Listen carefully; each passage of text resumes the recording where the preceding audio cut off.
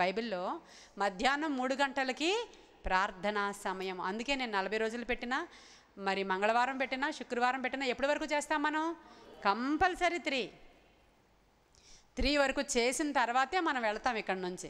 ఎందుకని? నాకు దేవుడు బయలుపరిచాడు. ఇది 15 సంవత్సరాల క్రితం. 3 గంటలకు నువ్వు పగటి దానవని, రాత్రి వారలో మీరు కానే కాదు. మెలకువగా ఉండి ప్రార్థన చేయమని రాత్రి మాట్లాడలేదు, పొద్దున మాట్లాడాడు దేవుడు నాతో.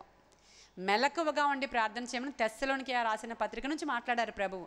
అప్పటి నుంచి ఆ 3 o'clock ప్రేయర్ ఎందుకు ఇప్పుడు చేయమంటున్నారు ఈయన? ఇంకా పడుకుంటానంటే కరెంట్ పోయేది నాకు.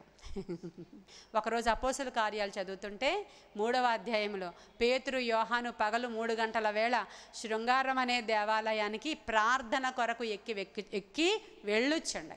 పగలు 3 గంటలు ప్రార్థనా సమయం అని రాసింది అక్కడ. అండర్లైన్. నేను అండర్లైన్ చేశానంటే అది జరుగుతూ ఉంటుంది ఇంక అక్కడి నుంచి.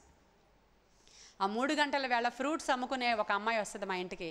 ఆ అమ్మాయి వచ్చింది 3 గంటలకు తలుపు కొట్టింది. ప్రార్థన సమయంలో ఏంటంటే నాకు విపరీతమైన కడుపులో నొప్పి వచ్చేస్తుందమ్మా, అసలు నేను ఫ్రూట్స్ అమ్ముకోవడానికి ఒక అడుగు కూడా వేయలేకపోతున్నా, మీ మెట్లు కూడా ఎక్కలేకపోయాను, నాకు ప్రార్థన చేయరా అని అడిగింది. ఆ 3 గంటల వేళ నేను ప్రార్థన చేసినప్పుడు ఇమ్మీడియట్ హీలింగ్ పొందుకుందామే. ఎప్పటి నుంచో నా నొప్పిపోయిందంటే నాకు ఎంత ఆశ్చర్యంగా అనిపించిందంటే అప్పుడే చదివాను. పగలు 3 గంటలకి ప్రార్థన వేళ పేతురు యోహాను వెళ్ళి కుంటివాడిని స్వస్థపరిచాడు.